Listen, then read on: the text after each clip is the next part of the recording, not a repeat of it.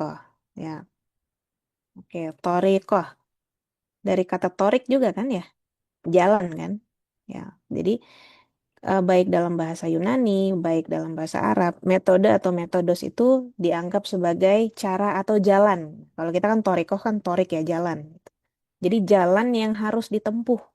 Untuk apa? Nah, jadi metode itu dianggap sebagai cara kerja. Jadi cara kerja untuk memahami sesuatu dan untuk kita mendapatkan jawaban. Jadi ibaratnya saat kita mempertanyakan sesuatu, kita ingin mendapatkan jawabannya, ada jalan yang harus kita tempuh untuk mendapatkan jawaban tersebut. Nah, itulah metode, gitu ya. Jadi saat misalnya Fahri ingin mengetahui apakah ada hubungan antara mahasiswa yang lulus pesantren dengan mahasiswa yang bukan pesantren, apakah hasil belajarnya akan berbeda gitu. Nah, jadi ada jalan yang harus Fahri tempuh, sejauh mana perbedaannya, berapa persen perbedaannya. Nah, itu Fahri nanti akan menggunakan metode gitu ya. Jadi metode itu adalah jalan yang harus tempuh atau cara kerja untuk melakukan sebuah penelitian atau untuk mendapatkan sebuah jawaban. Tuh. Nah, penelitian sendiri, kalau di kita kan menggunakan istilah bahas ya. Bahas itu kan bahasa kan, mencari, bahasa, mencari, ya kan? Dalam bahasa, maksudnya dalam bahasa Inggrisnya pun juga sama, research. Search itu kan artinya mencari. Bahasa dengan search, sama-sama mencari. Jadi research, kalau di dalam bahasa Inggris itu sama search, jadi mencari kembali. Jadi sebenarnya mungkin udah ada tapi dicari lagi gitu. Nah, bisa jadi kenapa dikatakan research? Karena kenapa sudah ada kok dicari lagi? Karena bisa jadi sudah ada penelitian sebelumnya. Misalnya penelitian ini sudah ada 10 tahun yang lalu, tapi diteliti lagi sekarang. Itu. Nah, itulah yang dikatakan sebagai research. Contoh dulu, apa namanya, istilah autonomous learner atau kemandirian belajar. Itu penelitian sudah sangat jadul dulu. Kemandirian belajar seseorang itu sudah sangat jadul. Tapi begitu pandemi datang, itu penelitian itu jadi hidup lagi. Karena situasi yang meminta setiap siswa untuk memiliki kemandirian belajar. Gitu. Karena kan peran gurunya hanya di layar jatuhnya gitu kan. Jadi penelitian itu memang sudah pernah dilakukan dan akan dilakukan lagi karena mungkin memang situasinya mendukung gitu. Makanya menggunakan istilah research. Sebenarnya asal katanya sama, search, mencari. Bahas, jadi kan sama juga, tori kotul bahas. Metode penelitian gitu. Jadi karena sebelumnya penelitian itu sudah ada, kemudian peneliti ingin meneliti kembali atau menyimpulkan kembali gitu. Nah, jadi yang namanya penelitian itu merupakan rangkaian kegiatan ilmiah untuk memecahkan suatu permasalahan. Nah, jadi penelitian itu harus dimulai dari sebuah permasalahan, sebuah fenomena. Kalau tidak ada permasalahan, kalau tidak ada fenomena, untuk apa dilakukan penelitian? Asumsinya begitu, ya. Jadi untuk melakukan penelitian harus dimulai dari sebuah permasalahan atau mungkin adanya fenomena. Misalnya, kalau kita kan mungkin dari bahasa Arab ya, fenomena yang sekarang ini tidak bisa kita teliti sebagaimana mahasiswa dari prodi sospol misalnya. Ya, sosiologi, politik gitu ya. Mungkin dia bisa nih, kejadian yang sedang berlangsung di Jakarta, yang sedang happening sekarang dijadikan sebuah penelitian. Mungkin bisa. Nah, sementara kan kalau kita kan ranahnya pendidikan bahasa Arab ya. Mungkin apa model apa mungkin ada kaitannya nggak dengan misalnya demo hari ini nanti berpengaruh terhadap kurikulum pendidikan dalam bahasa Arab. Nah, baru itu skopnya kita untuk diteliti. Tapi kalau yang sekarang kan berkaitan dengan politik dan lain-lain ya, mungkin bukan skopnya kita gitu. Jadi memang diawali dengan fenomena atau sebuah permasalahan. Ini tadi sudah saya jelaskan. Oke, sekarang kita lanjut ke berkaitan dengan kebenaran. Kenapa sih harus dilakukan sebuah penelitian? Jadi ini ada dua gambar ini ya, hmm, apa namanya, tokoh tokoh rasionalisme dengan tokoh empirisme. Nah, kenapa dua gambar ini dimunculkan? Ada Plato, ada Aristotel. Eh, wak- Waktu itu mungkin kalian pernah tahu istilah apa mitologi Yunani ya. Mitologi Yunani itu yang percaya, namanya mitologi, percaya mitos-mitos di dalam apa namanya pada masyarakat Yunani saat itu. Mitologi Yunani itu menyebutkan bahwa semua kejadian yang berlangsung di dunia ini itu atas kehendak dewa, gitu. Nah kan, semua kejadian yang berlangsung di dunia ini atas kehendak dewa. Itu dulu ya, dulu gitu. Jadi misalnya ada hujan, oh berarti dewa ini sedang ngapain? Ada apa? Dewa ini sedang apa gitu kan? Mungkin kalau nonton-nonton film gitu ya, ada dewa ini, dewa itu gitu ya. Nah itu namanya mitologi Yunani. Nah sementara kehadiran Sokrates, ada Sokrates, Plato, Aristoteles, ini di mana kehadiran beliau inilah yang membuka apa namanya? Cakrawala berpikir setiap manusia bahwa mereka ini menentang yang namanya mitos itu sendiri gitu. Jadi itu kan mitos. Hujan karena dewa ini yang apa, menurunkan hujan ditentang oleh mereka yang memiliki pemikiran ini. Ditentangnya bagaimana? Ini nggak mungkin kehendak dewa. Pasti ada proses yang menyebabkan turunnya hujan. Gitu. Sehingga makanya muncul misalnya teori bagaimana awan itu, bagaimana dari air laut naik ke awan, kemudian dibawa, dihantarkan dan menjadi turun hujan gitu. Nah, jadi apa namanya? Tokoh-tokoh ini Sokrates, Plato, Aristoteles ini kan tokoh-tokoh filsafat ya, tokoh-tokoh berpikir ya, karena beranggapan bahwa memang semua semua hal itu bukan kehendak dewa, tapi harus ada proses pencarian dan penalaran yang mengarahkan terhadap ilmu pengetahuan. Nah, kalau Plato itu tokoh yang berkaitan dengan rasionalisme. Jadi semua itu harus masuk dalam akal, harus masuk akal. Kalau nggak masuk akal, itu bisa jadi itu tidak benar. Nggak masuk akal nih, pasti nggak benar. Tapi kalau empirisme itu melihat fakta, melihat kenyataan. Jadi selama dia bisa dilihat, tidak hanya difikirkan, tapi dilihat bentuknya, dilihat secara fisik, nah itu yang dikatakan kebenaran. Jadi kalau Plato melihat kebenaran itu selama dia masuk akal, kalau Aristoteles melihat kebenaran itu selama dia bisa dilihat oleh indera. Gitu. Nah mungkin ini ada gambarannya nih. Kalau sorry. Oke, kalau menurut Adi Plato melihatnya dari sudut pandang rasionalisme. Ini rel kereta ya. Ini rel kereta.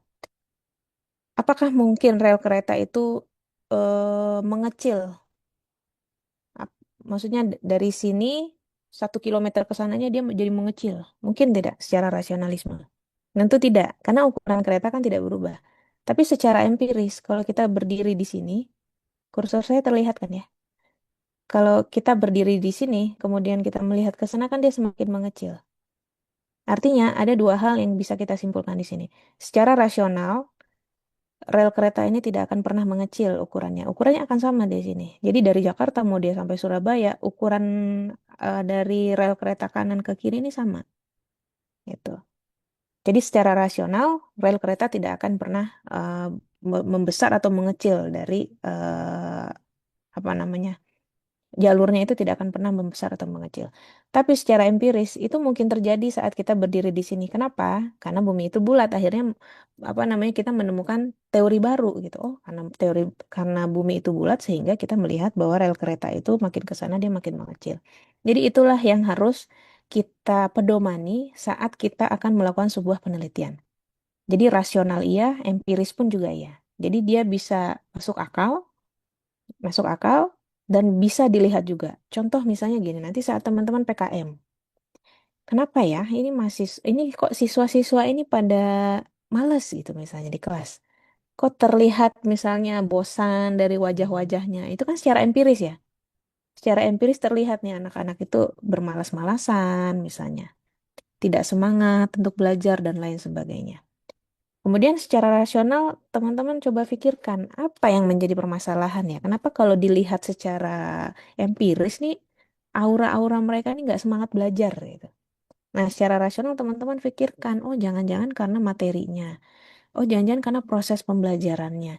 Jangan-jangan karena ini, karena itu, dan lain sebagainya. Nah, ini kan masih jangan-jangan ya. Jangan-jangan karena metodenya. Tapi sepertinya saya mengajar sudah pakai metode yang termutakhir misalnya. Jangan-jangan karena medianya. Oh, tapi saya udah pakai media yang kekinian.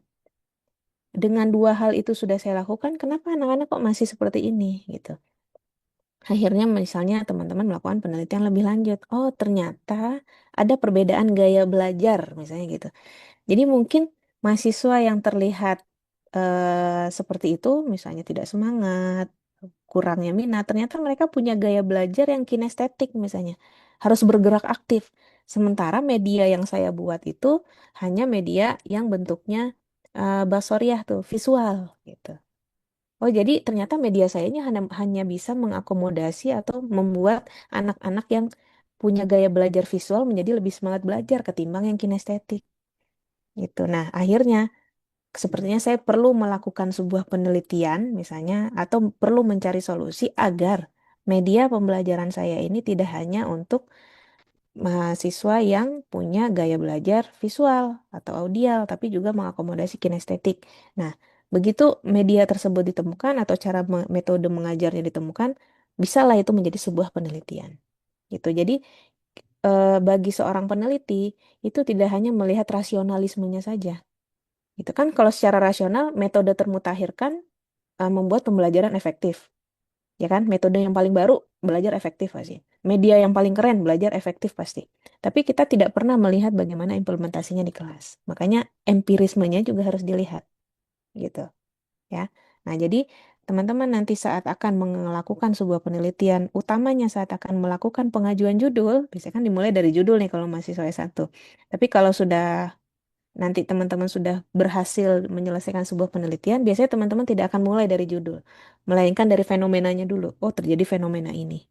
Baru teman-teman akan mengajukan judulnya, gitu. Nah, jadi dua hal itu yang harus dipertimbangkan secara rasional bagaimana, secara empiris bagaimana. Ini penjelasannya nanti mungkin bisa dibahas masing-masing ya.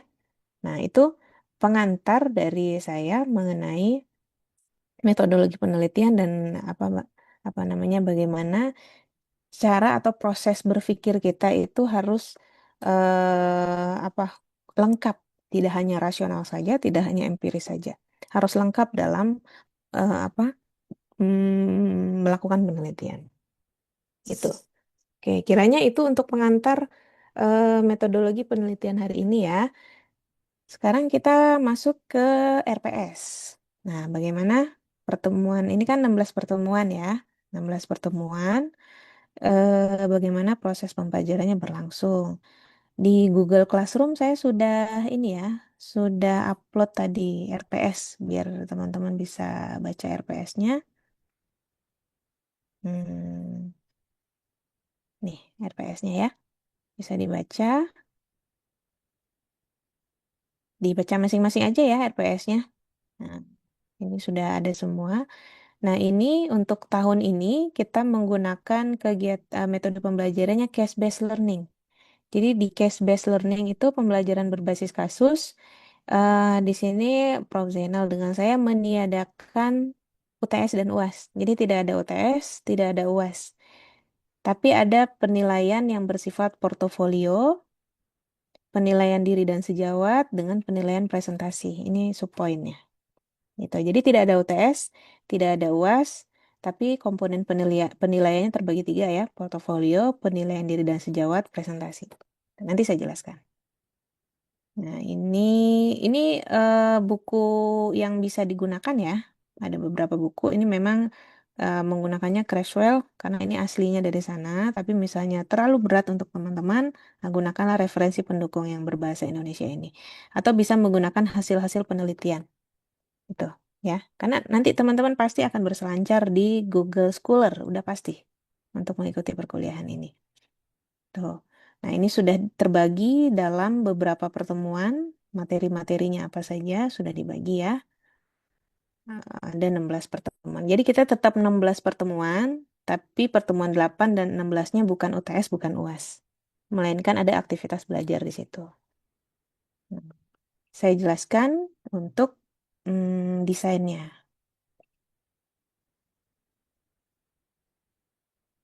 Oke, sudah terlihat ya?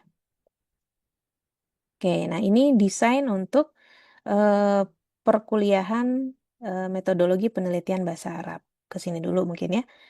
Nah, untuk pertemuan satu hari ini kita materinya tentang pengantar penelitian pendidikan penalaran kebenaran, paradigma penelitian dalam pendidikan, tadi sudah disampaikan Prof. Zainal, hakikat penelitian ilmiah, sudah disampaikan juga, proses berpikir ilmiah, dan mungkin satu lagi ini, penyampaian materi RPS. Nanti pertemuan 2 ini masih sesinya dosen. Nah, kita akan bahas mengenai ruang lingkup penelitian dalam pendidikan. Jadi, apa saja sih yang bisa diteliti di PBA UNJ, itu nanti kita bahas di pertemuan yang akan datang. Kemudian, tadi kuantitatif, kapan harus kuanti, kapan harus kuali. Nah, ini ada di sini nih. Masalah penelitian dan variabel penelitian.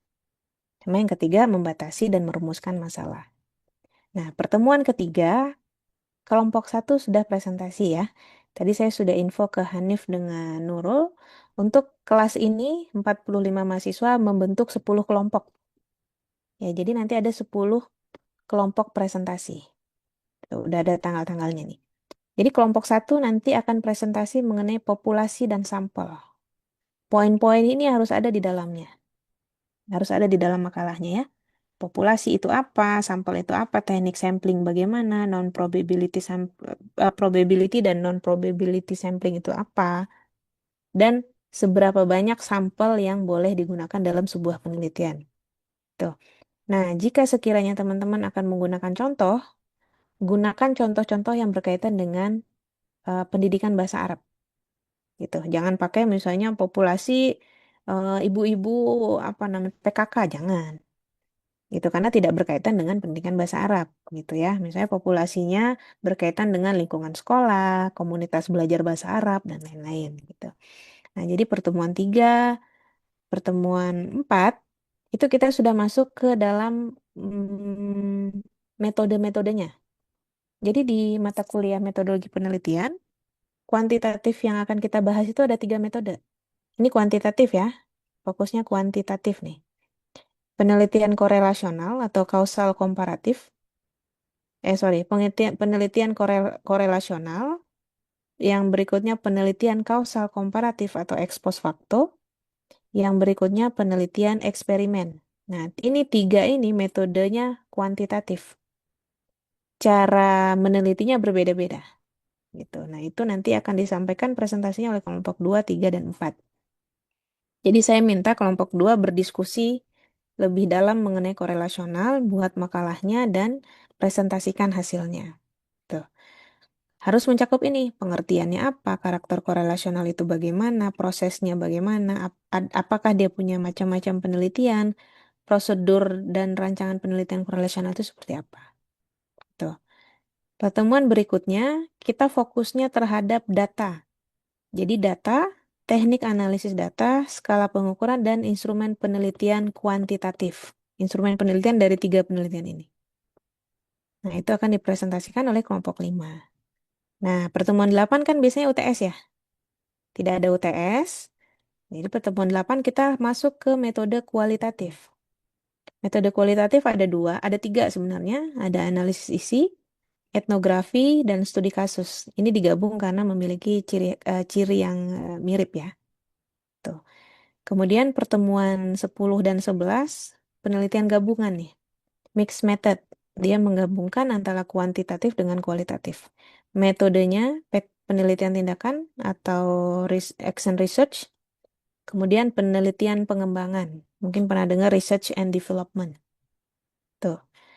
Kemudian pertemuan 12, data, teknik pengumpulan data, dan teknik analisis data kualitatif. Kok sama ya judulnya sama yang ini? Nah, kalau yang ini fokusnya dia di kuantitatif, data-data yang sifatnya kuantitatif. Yang untuk menunjang penelitian kuantitatif. Sementara kalau yang ini untuk menunjang penelitian kualitatif sendiri atau penelitian yang mixed method yang ini. Yang 2 ini bawah. Seperti itu. Nah, kemudian itu sampai kelompok 10. Nah, nanti pertemuan ke-13, 14, 15, 16 itu 2 pertemuannya menjadi bagian dari saya dengan Prof. Zainal untuk kita membahas bagaimana menyelesaikan tugas akhir berupa karya ilmiah. Karya ilmiahnya berupa proposal. Proposal penelitian gitu. Ya, nah nanti pertemuan 15 dan 16-nya tugas akhir. Teman-teman silakan menyelesaikan tugas akhir. Tuh. Nah, sekarang kita bahas ke atas. Jadi ada dua penugasan dalam mata kuliah metodologi penelitian. Satu, tugas kelompok. Kedua, tugas mandiri. Tugas kelompok apa? Nah, menyusun dan mempresentasikan materi pembelajaran, ya, sesuai dengan materi-materi yang tadi nih. Kelompok satu materinya apa, kelompok dua materinya apa, dan seterusnya. Sampai teman-teman presentasi. Jadi menyusun, kemudian presentasi. Gitu. Selesai presentasi, nah misalnya Akila contoh. Akila sudah presentasi nih dengan kelompok satu. Selesai presentasi, nanti Akila dengan kelompok satu mengisi penilaian diri dan sejawat. Jadi misalnya Akila tergabung dalam kelompok dengan Fahri dengan Hanif. Nanti Akila menilai Fahri, Akila juga menilai Hanif. Akila juga dinilai oleh Fahri dan Hanif. Bagaimana kerjasama kalian dalam kelompok itu? Itu. Nah, itu yang menjadi pengganti dari UTS itu sendiri. Jadi keaktifan di kelompoknya bagaimana? Tuh ya. Nah, kemudian sudah itu saja yang menjadi tugas kelompok. Jadi presentasi dengan maksimal, dengan sebaik-baiknya, kemudian isi penilaian diri dan penilaian sejawat. Jadi teman-teman juga menilai diri kalian. Saya aktif nggak dalam kelompok? Apa kontribusi saya dalam kelompok gitu ya. Nah, kalau yang presentasi seperti biasa, kalau mata kuliahnya dengan saya dengan Prof. Zainal, makalah dan PowerPoint harus diupload H-1 ya. Jadi tadi malam tuh harus sudah diupload makalahnya. Kemudian, nah ini yang menjadi komponen penilaian tugas kelompok.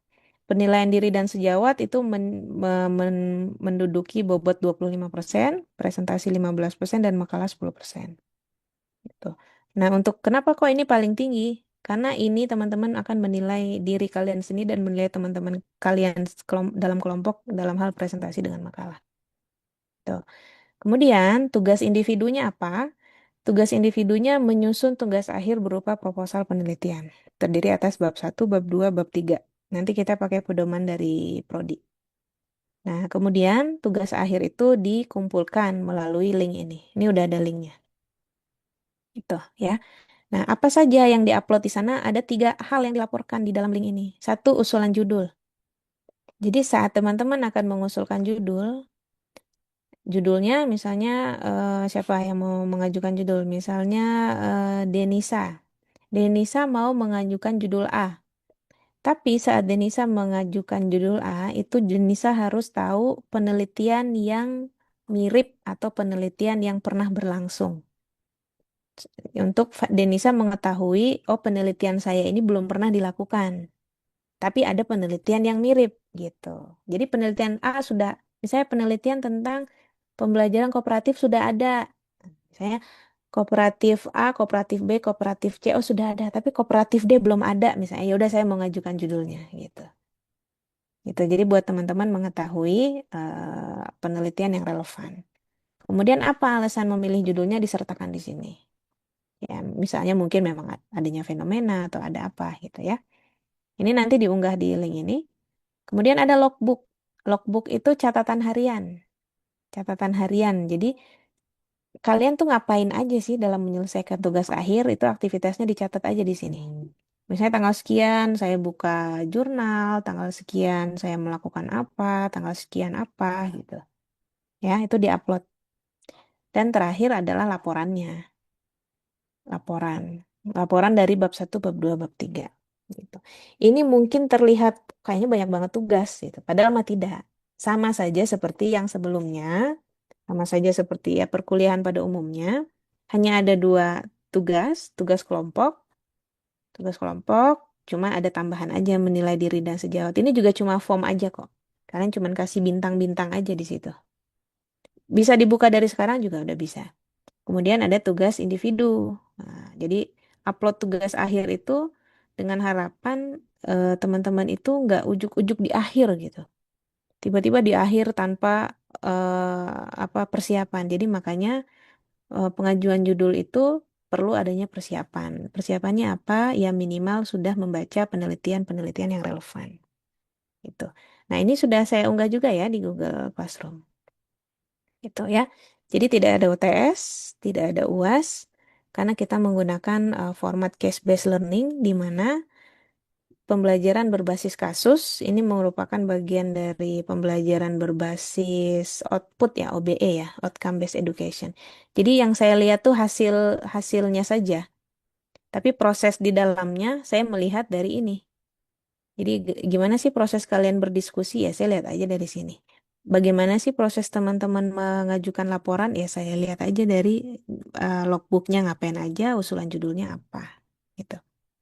Ya, mudah-mudahan bisa difahami untuk mata kuliah metodologi penelitian. Silakan bagi yang ingin bertanya, dipersilakan. Farid, silakan Farid. Syukron, Ustazah. Ya. Ana izin bertanya, Ustazah. Farid. Eh, untuk masing-masing kelompok nanti saat presentasi, Mm-mm, Ustazah, mm-mm, itu kira-kira apakah ada buku satu atau dua mm, gitu yang ditentukan mm-mm, untuk menjadi rujukan dalam presentasi gitu, Ustazah? Sebab ya. Mm-mm. Ana pribadi sebetulnya khawatir kalau nanti pembahasannya mungkin jadi terlalu Melebar. meluas ya, atau Mm-mm, menjadi kurang relevan dengan apa yang menjadi tujuan mata kuliah gitu. Mungkin seperti itu, Ustazah. mm-mm. Oke, pertanyaan yang bagus dari Farid ya. Takutnya nanti keluar dari scope gitu ya. Nah, di sini di RPS sudah disertakan buku-buku yang relevan ya. Jadi bisa, memang ini Sugiono ini paling umum digunakan oleh mahasiswa S1 ya, jadi bisa digunakan. Jadi ini ada metode penelitian kuantitatif, kualitatif, dan R&D. Jadi misalnya nanti Farid presentasi mengenai kuantitatif, mungkin langkah-langkahnya atau apanya bisa menggunakan buku dari Sugiono ini. Tapi kiranya misalnya ada buku lain yang lebih lengkap, nah bisa digunakan. Tuh. Ya, jadi ini acuannya kita lihat aja di RPS-nya, referensi. Ini kan sebenarnya referensi utamanya tuh yang ini sebenarnya, tapi mungkin apa namanya pakai bahasa Inggris ini kan full pakai bahasa Inggris. Kalau sanggup nggak apa-apa silahkan. Nah, pakainya ini, kemudian nanti sama ini artikel-artikel dari jurnal nasional atau jurnal internasional. Jadi misalnya Farid presentasi tentang eksperimen.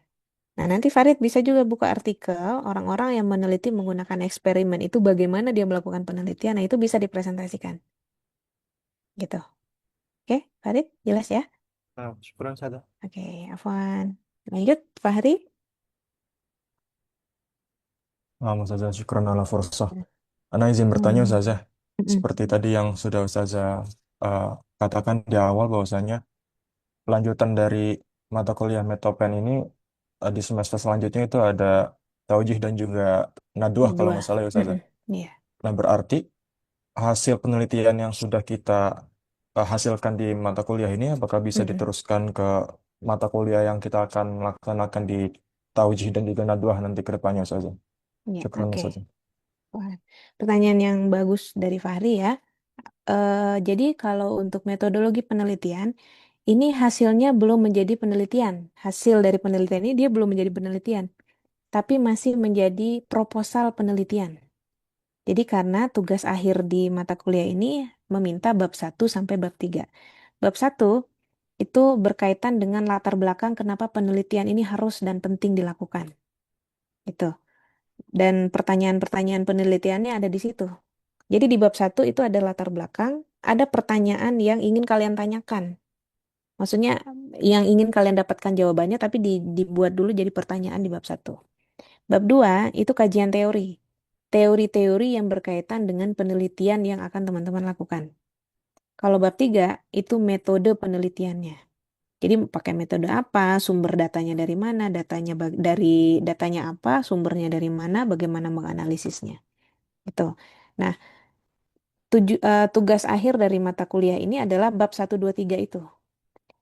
Pakai bahasa Indonesia. Kalau di Tauji, kemungkinan sudah ditranslate atau sudah disesuaikan dengan bahasa Arabnya.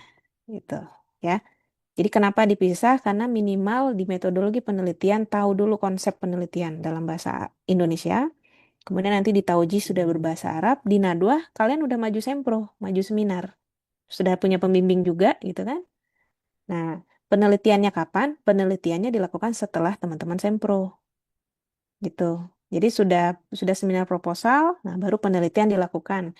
Jadi ibaratnya bab 1, 2, 3 itu Kalau teman-teman mau melakukan perjalanan, misalnya perjalanan ke Bandung, jangan jauh-jauh deh, ke Rorotan deh misalnya, ke apa?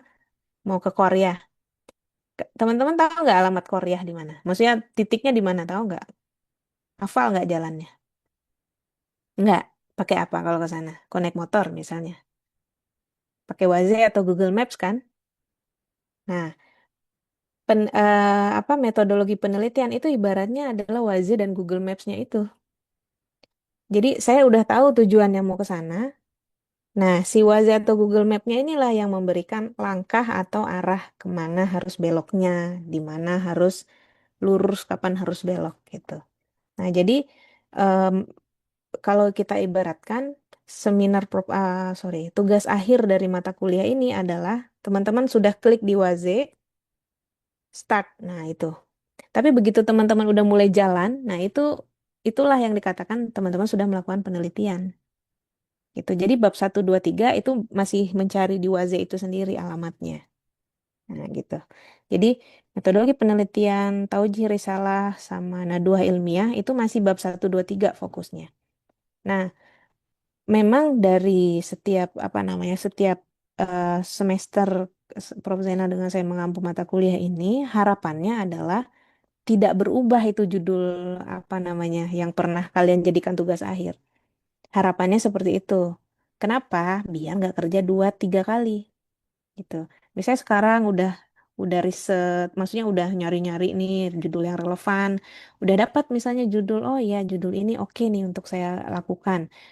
Dia belum pernah ada yang meneliti sesuai dengan scope dan saya juga senang menelitinya. Nah, nanti di tauji diperdalam lagi. Biasanya kalau di tauji itu sudah mendalami teori-teorinya. Ya udah, semester 7 kalian siap sempro. Sambil PKM siap sempro karena sudah dipersiapkan tugas akhirnya atau ya tugas akhir atau skripsinya sejak semester 5 ini. Tuh, ya. Saya bisa katakan banyak juga yang berlanjut. Banyak juga yang berlanjut ya. Jadi dari mengajukan judul di semester 5 ini dibimbing melalui metodologi penelitian, ternyata di semester 6 masih berlanjut, semester 7 begitu saya menguji, oh ini judul yang pernah diajukan waktu mata kuliah Medlit dengan saya gitu. Tuh ya, jadi harapannya sih demikian, biar nggak bolak-balik gonta-ganti judul ya cari aja dari sekarang judul yang memang paling relevan. Itu ya, Fahri. Oke, kemudian ke Siska, Febianti. Oke, syukron Ustazah. Saya izin bertanya terkait dengan materi yang tadi sudah disampaikan terkait Mm-mm. dengan suatu penelitian itu ibaratnya mengharuskan berdasarkan pada fenomena baru atau suatu Mm-mm. permasalahan Ustazah. Nah, itu kan Iya. yang selalu ditekankan ataupun digaung-gaungkan oleh seorang peneliti gitu. Dan Mm-mm. yang ingin saya tanyakan, apakah bisa penelitian itu dilakukan dari suatu kebiasaan yang diilmiahkan? Contohnya, misalkan hal umum yang ini Ustazah. Misalkan A itu meneliti terkait dengan kebiasaan masyarakat Indonesia yang minum tolak angin ketika hujan ataupun ketika masuk angin. Apakah itu bisa diilmiahkan?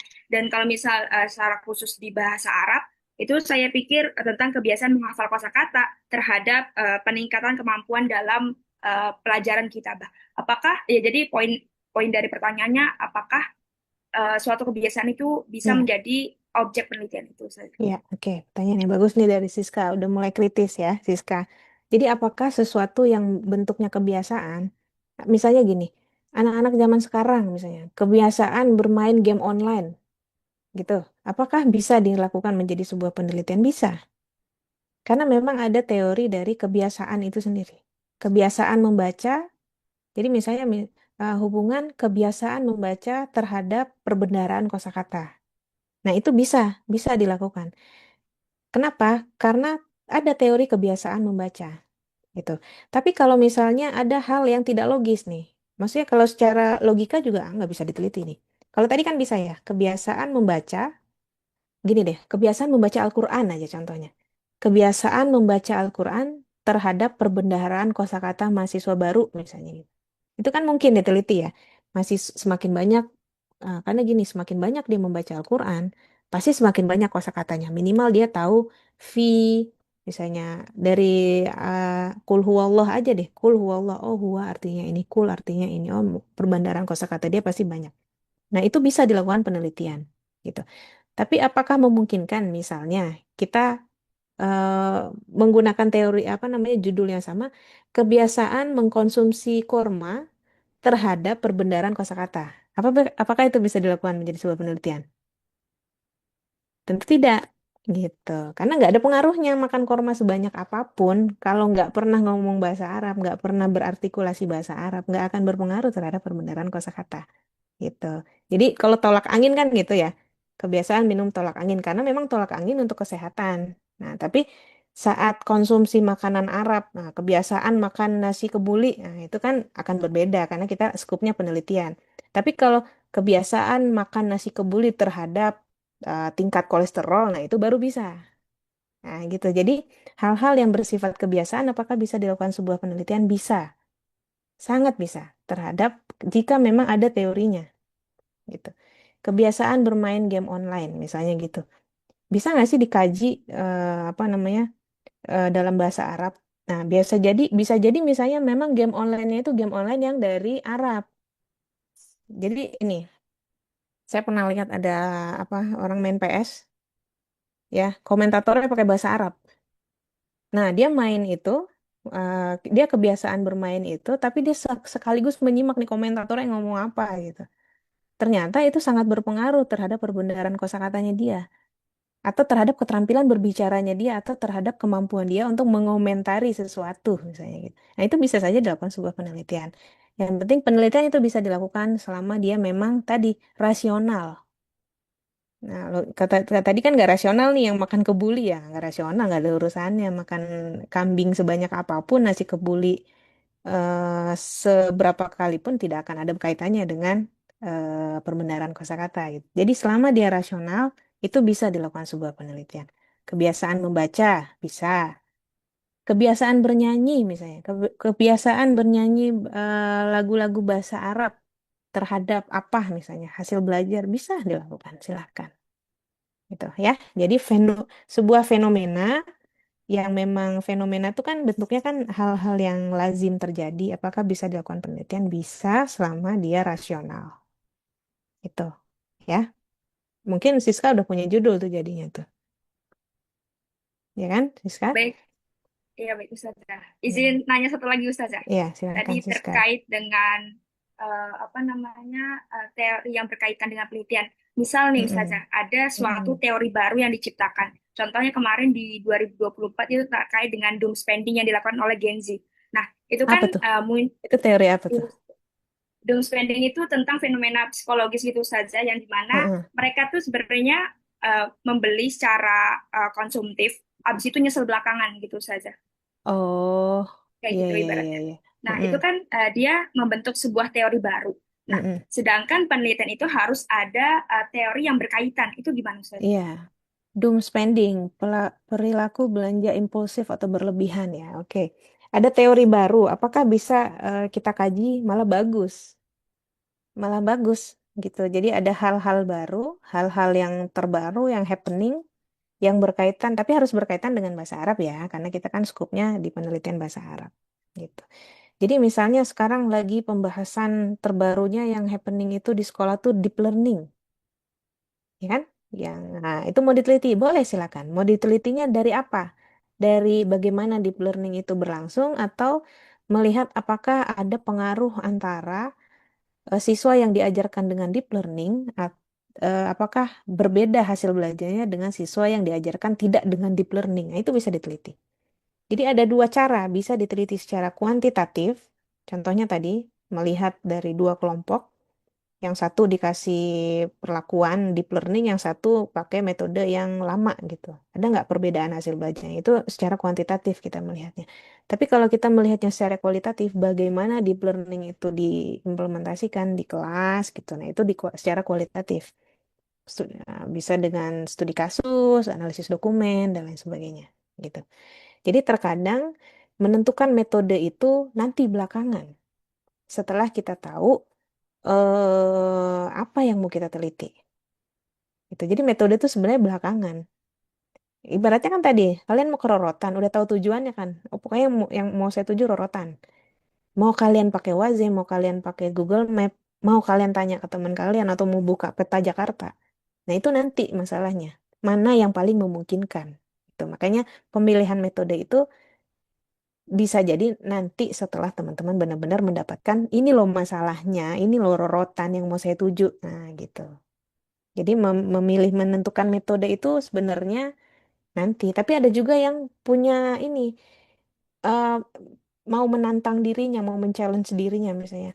Wah, itu kakak kelas banyak yang pakai metode misalnya eksperimen atau R&D. Oh, saya pokoknya mau eksperimen deh, apapun saya mau eksperimen. Boleh saja, karena kan kalian ingin menantang diri kalian sendiri kan. Atau misalnya dalam posisi saya nih, sejumlah penelitian sudah saya lakukan, tapi ada satu metode yang belum pernah saya lakukan. Kayak saya mau meneliti, pokoknya pakai metode ini, minimal saya mau tahu langkah-langkahnya. Ya, itu nggak apa-apa juga. Gitu. Intinya dari proses berpikir kalian dulu deh, mana yang mau kalian dahulukan. Gitu ya. Mudah-mudahan jelas terjawab ya. Ya, Apakah terima dari, kasih Ustazah. ya sama-sama. Nah, apakah Korea Arabiah bisa diteliti? Pernah ada yang melakukan penelitian mengenai Korea Arabiah? Gitu ya. Dia menggunakan apa CIPP tuh, evaluasi.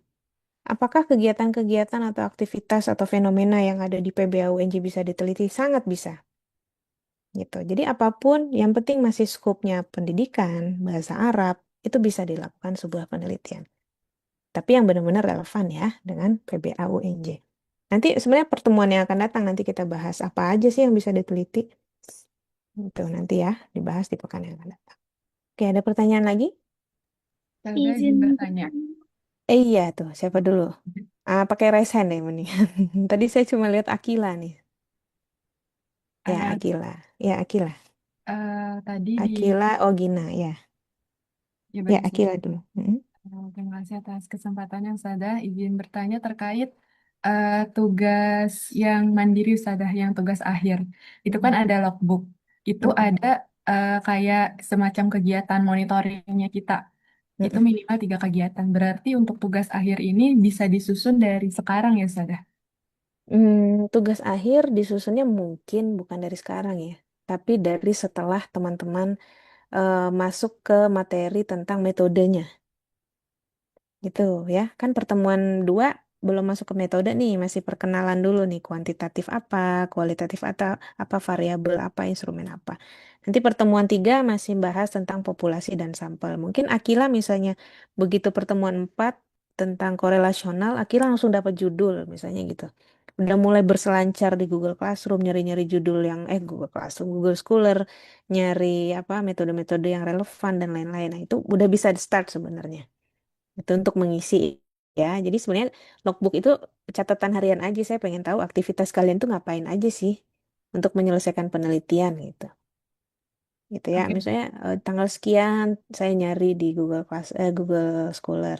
Tanggal sekian, oh saya menyimpulkan nih, saya udah dapat 3 artikel, artikel itu saya baca, nah, udah ceritain di situ gitu. Dia kayak diary ya sebenarnya ya, logbook gitu kan. Tempat curhatnya kalian tapi berkaitan dengan penyelesaian tugas. Tuh. Ya, oke, Akila. baik Ustazah. Syukron. Afwan. Ya, Gina. Ya, Ustazah. Ya. Terima kasih Ustazah atas kesempatannya. Sama Ustazah mau Mm-mm. bertanya terkait tugas akhir nih Ustazah.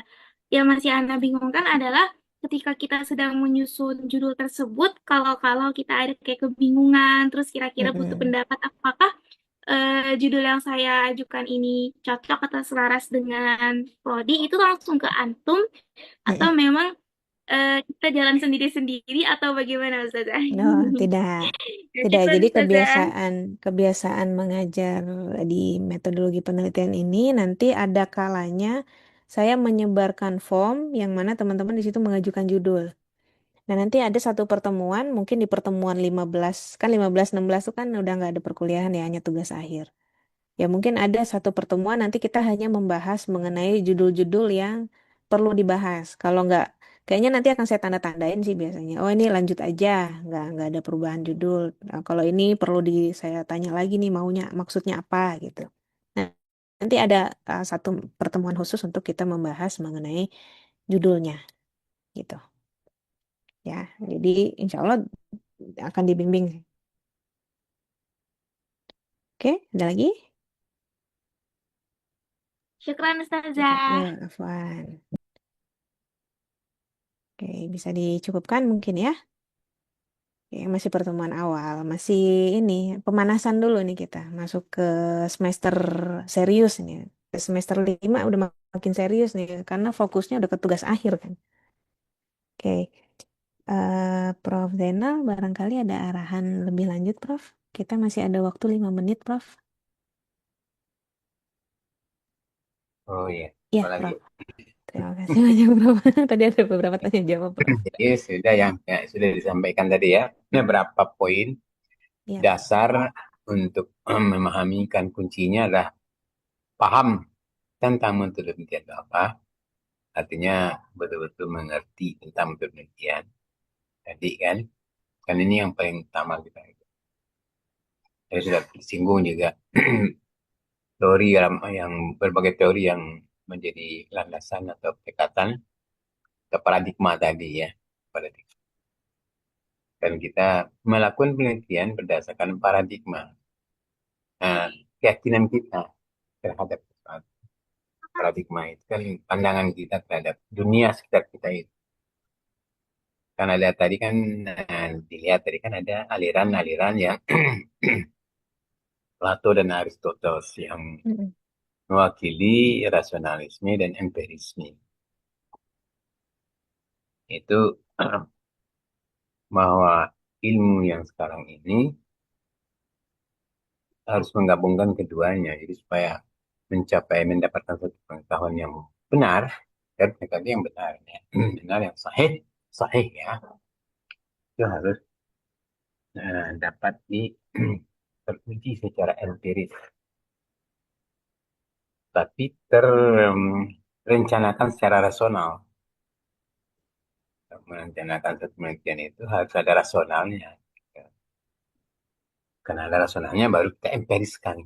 Bukti empiris benar apa enggak. Jadi kedua itu digabungkan menjadi kesimpulan ilmiah. Makanya ada pendekatan kuantitatif kualitatif berdasarkan dari paradigma yang mengarah kepada rasional, mengarah kepada empiris. Ada orang yang mengatakan bahwa manusia itu secara empirisnya kan ada fisik, ada pikiran, ada perasaan, itu adalah secara fisik. Itu secara empiris. Jadi kalau mau meneliti tentang secara empiris segala sesuatunya, ya bisa kita teliti, bisa kita dipilah, bisa pilah. Itu secara empiris begitu.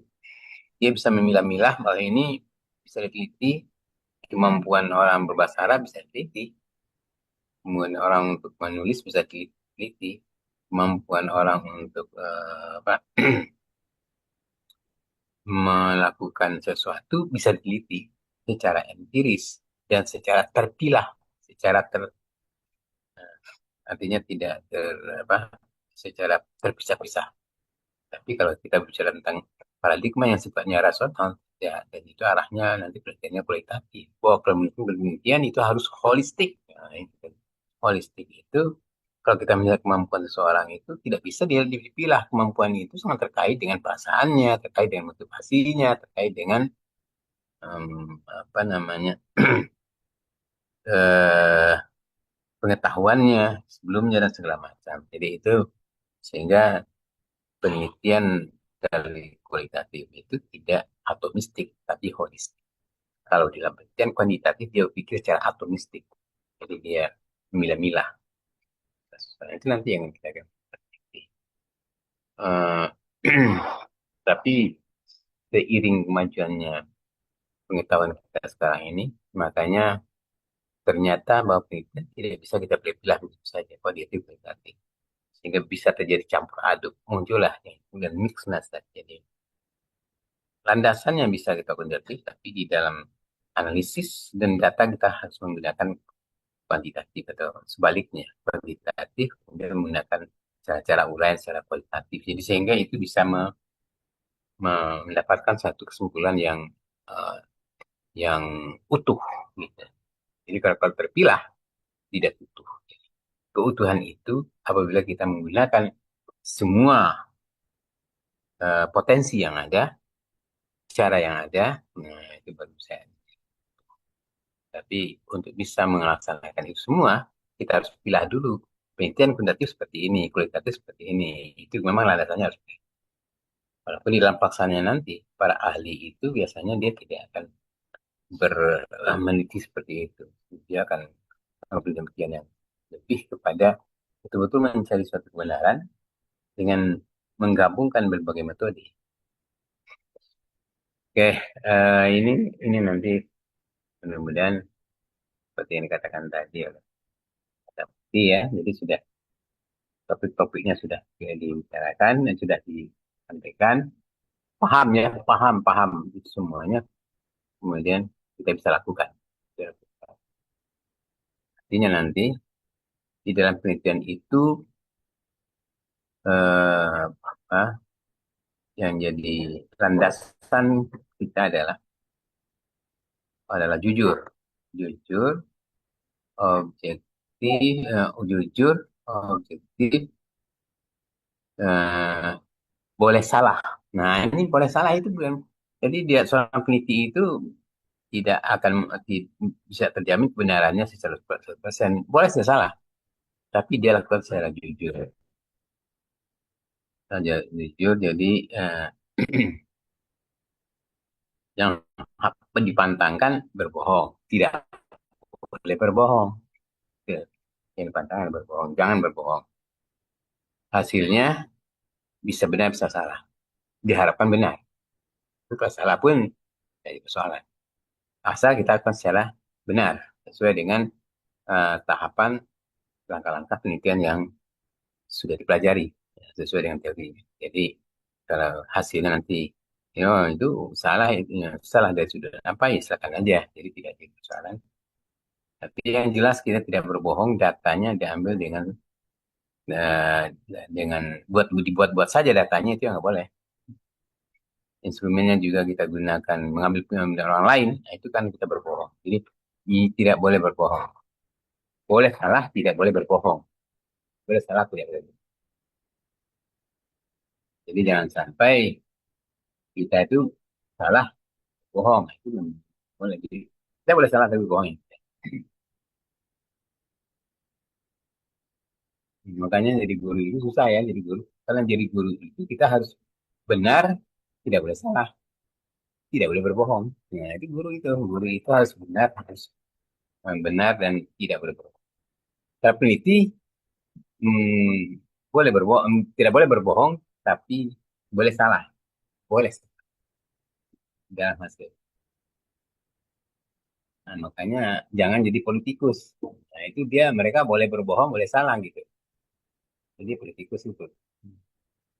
Ya, oke, saya kira cukup. Kita mau sholat zuhur ya. Apa, harus ke masjid langsung segera. Terima kasih, Ustazah Putih. Saya izin duluan Ya, ya. Prof. Selamat Terima semuanya. kasih banyak, Prof. Mata kuliah ini semoga berhasil, sukses semuanya. Ya, Amin. Ustazah Putih juga sehat. Dan Ustazah Putih ini kan sibuk ini di rumah juga sibuk. Nah, jadi karena ada apa namanya? Ada pengiringnya dua di belakang. Anak Nah, kembar. jadi agak tapi kita doakan semoga semuanya berjalan dengan lancar. Semua kegiatan kita lancar. Termasuk Amin. semua pengiring-pengiring kita, terutama anak kita semuanya juga sukses ya. Amin. Terima kasih. Assalamualaikum warahmatullahi wabarakatuh. Saya izin Baik, Prof. ya. Kita keluar Terima ya, boleh kasih, ya? Prof. Terima kasih, Prof. Iya. Prof, mohon izin Iya. nanti yang jam 1 ada kelas medley juga ya, Prof. Oh iya nanti ya. Ya. Terima kasih banyak, Prof Ini Zainal. nanti berikutnya nanti ngambil Nanti apa? saya info, Tadi Prof, kan yang C atau D. oh iya. Nanti saya info, Prof. Ya. Ya. Baik. Assalamualaikum warahmatullahi wabarakatuh. Waalaikumsalam warahmatullahi wabarakatuh. Terima kasih, Prof Zainal. Baik, teman-teman, bisa kita cukupkan juga ya. Presensi sepertinya ada 1 orang yang belum mengisi. Karena tadi saya lihat, ini sekarang ada 42 peserta, di presensi baru 41. Berarti ada 1 orang yang belum mengisi ya. Oke, terima kasih. Bisa kita cukupkan. Pertemuan yang akan datang masih sesi dosen ya. Tapi kalau bisa, Nurul dengan Hanif sudah mulai ancang-ancang penyusunan kelompok. Jadi berarti 10 kelompok, berarti 1 kelompok mungkin 4 sampai 5 orang ya. Silahkan disusun, terserah kalian mau berkelompok dengan siapa, silahkan diatur saja. Baik, terima kasih. Dan sampai jumpa lagi pekan depan. Billahi taufiq wal hidayah. Assalamualaikum warahmatullahi wabarakatuh. Oke, terima kasih. Saya Terima kasih live Ustazah. live meeting ya. Terima kasih.